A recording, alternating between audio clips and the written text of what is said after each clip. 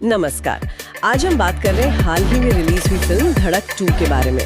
हमारे पास एक दिलचस्प सोर्स है जिसका टाइटल है धड़क 2, एक सामाजिक प्रेम कहानी।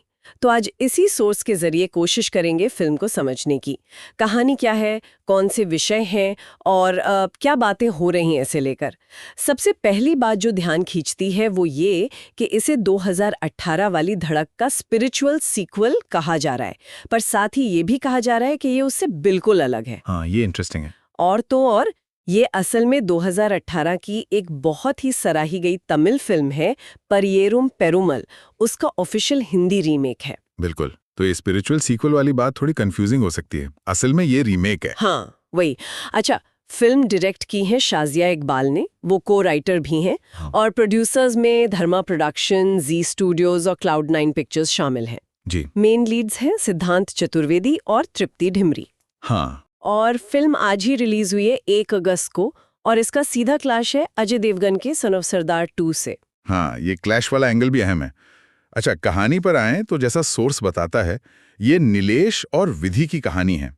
सिद्धांत चतुर्वेदी बने हैं नीलेश और तृप्ति डिमरी हैं विधि। और इनकी जो लव स्टोरी है उसके बीच में समाज की सच्चाइयां, खास करके जातिगत भेदभाव और जो सामाजिक दबाव होते हैं वो आ जाते हैं। तो ये मतलब काफी सीरियस इश्यूज को उठा रही है फिल्म। बिल्कुल। और सोर्स यही कहता है कि ये पहली धड़क जैसी नहीं है। मतलब वो चमक दमक मेलोड्रामा वो सब नहीं, ये ज्यादा यथार्थवादी है। सोशल इश्यूज पर फोकस है, किरदारों की जो इमोशनल सच्चाई है उस पर जोर है। अच्छा। हाँ, तो ये सिर्फ एक लव स्टोरी के पर्दे में जाति की राजनीति, पहचान का संकट और जिसे हम कहते हैं ना सिस्टमिक ऑपरेशन, हाँ, व्यवस्थागत उत्पीड़न। हाँ, मतलब कैसे पूरा सिस्टम ही किसी के खिलाफ हो सकता है, उन मुद्दों को बुनती है। वो तो वाकई पहली फिल्म से बहुत अलग साउंड कर रहा है। आपने ये यथार्थवाद और कच्ची कहानी की बात की। सोर्स कुछ बताता है कि ये दिखाते कैसे हैं? मतलब सिर्फ ऊपर से छूते हैं या गहराई में जाते हैं? से इशारा तो यही करता है कि वो जो कच्चापन है ना, वो शायद किरदारों के रोजमर्रा के संघर्षों में है।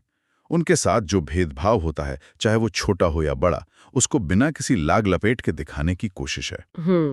मतलब बॉलीवुड का जो टिपिकल तरीका होता है ना, ऐसे मुद्दों को या तो इग्नोर करना या बहुत मेलोड्रामेटिक बना देना। हाँ। उससे हटकर शायद उस अनुभव की जो असलियत है उसको पकड़ने की कोशिश है। कैसे समाज ही रुकावट बनता है। समझ गए। और इसी कोशिश के लिए तारीफ भी हो रही है, जैसा सोर्स बताता है। हालांकि कुछ क्रिटिसिज्म भी है, जैसे कि कहीं कहीं पेस थोड़ी धीमी लगती है या टोन एक जैसा नहीं रहता। हाँ, ये अक्सर होता है ऐसी फिल्मों के साथ। पर एक चीज जिस पर सब सहमत दिख रहे हैं वो है एक्टिंग।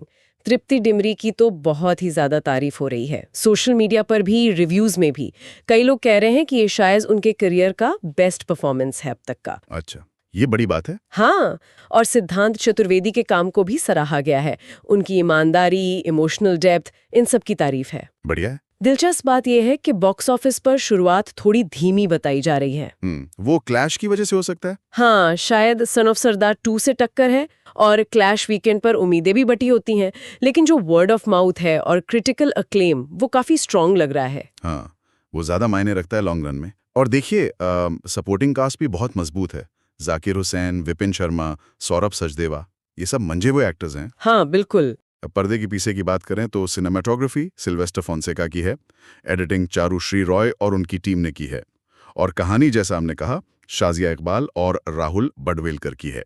अच्छा, एक बहुत ही अनोखी बात संगीत के बारे में पता चली। क्या? करण जौहर ने इंस्टाग्राम पे शेयर किया था। हाँ। आप सोचिए, इसके म्यूजिक में शैलेंद्र की कविता है। अरे वाह। भगत सिंह से जोड़ा जाने वाला एक दोहा भी है।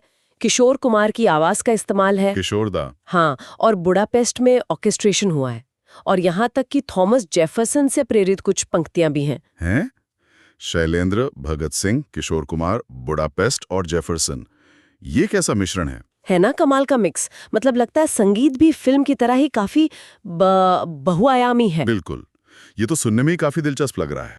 तो कुल मिलाकर अगर सोर्स की माने तो धड़क 2 एक ऐसी रोमांटिक ड्रामा है जो सिर्फ मनोरंजन नहीं कर रही, वो एक जरूरी सामाजिक संदेश भी देने की कोशिश कर रही है। हाँ। यथार्थवादी है, इमोशनली इंटेंस है, एक्टिंग दमदार है और अपनी पहली वाली फिल्म से तो बिल्कुल अलग रास्ते पर है। जी। जाति और सिस्टमिक डिस्क्रिमिनेशन जैसे मुद्दे इसे एक सोचने पर मजबूर करने वाला सिनेमा बनाते हैं। और यहीं पे मुझे लगता है एक बड़ा सवाल खड़ा होता है कि मेन स्ट्रीम रोमांटिक फिल्मों के फॉर्मेट में जाति जैसे इतने सेंसिटिव और कॉम्प्लेक्स मुद्दे को जी उठाना जी कितना असरदार हो सकता है, खासकर तब जब ये एक बहुत कामयाब रीजनल फिल्म का रीमेक हो और उसे आज के नेशनल माहौल में पेश किया जा रहा हो। ये बहुत वैलिड पॉइंट है।